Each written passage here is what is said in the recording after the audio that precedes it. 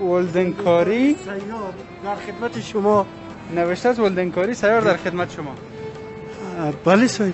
اولانش که تشکر از شما که تو آدم را غافلگیر میکنید. خوب است. عالی است. شما زنده باشین. تشکر. شما در اصل ولدنکار هستید؟ ما بله این ولدنکاری سیار این سایه پلیس سرخ اینجا میگردم اگر کاری باشه انجام میتیم نباشه هیچی میگم. سیار میگردیم. میگردم. این روزای کرونا در این روزای قرنطین کار است؟ بین بد و بدتر کدام آدم انتخاب میکنه؟ بد. خب پس بد من انتخاب کردم دیگه. بدتر من انتخاب کردم. نه بد انتخاب کردم. یعنی کرای خانه هست، خرچ روزگار هست، اگه تو هم به جای ما باشی همین کار رو میکنی، چون دیگه چاره دیگه نیست، راه دیگه وجود نداره. چی کار کنیم؟ حتما شما کرای خانه باید بیتین، خرچ عیال باید بیتین، خرچ خانواده رو باید بیتین. خب دیگه باید دل به دریا زد دیگه. عزیز برادر، درباره خانواده بگوین چند نفر هستین که زندگی میکنن؟ 6 نفر نوکر هستیم. کیها؟ خودم، مادرم، اولادام، خانومم. سر اولادا درس میخوانین؟ بله اولادام محصل پانتون هستن، حالی متاسفانه پانتونا رو هم تعطیل رخصت. شما ولدنکاری میکنین اما اولادایتان مسئله هستن؟ بله گفتم به هر اولادم در 5 زبان مسلط است. کدام زبانا؟ بپرس میپرسم. آدمی باحالی هستی.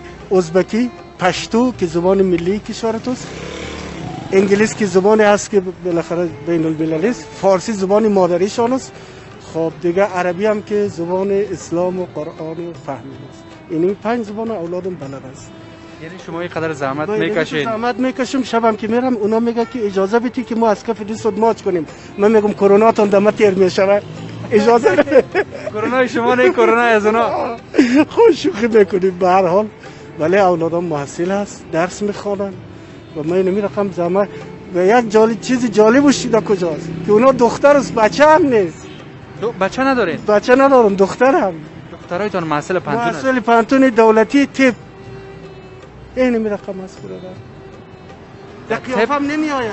به طب راه یافتن کار بسا دشوار است در کابل. بله نه در کابل نیستن، ولایت بلخ مزار شریف.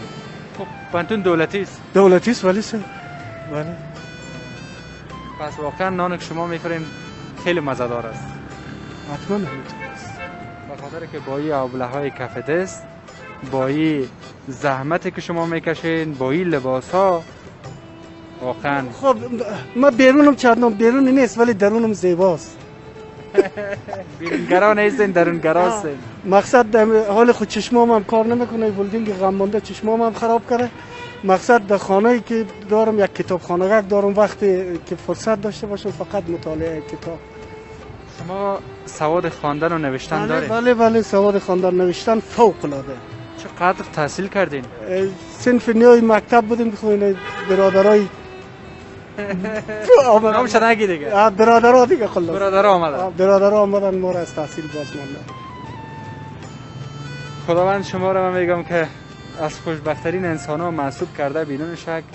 از این کدام خوشبخت شوید؟ عین همین آرزو را من برای تک تک جوانای وطن میکنم. همین آرزویی که شما نسبت به من میکنین، همین آرزو را من نسبت به جوانای تک تک وطن میکنم و هدیه میکنم برای همشان. از خداوند بی‌نیاز میخوایم که این مرضی که امروز یخنگیر بشر هست، نمیگم مسلمان، یخنگیر بشر هست، خداوند این مرض خودش همونطوری که آورده. من این کار خداست، کار بشر است، کار هر کسی است. فقط خدا میتونه اینو از جامعه انسانی برداره که انسان ها با خیال راحت بتونن زندگی کنن. تشکر از شما و همچنین خداحافظ. بفرمایید.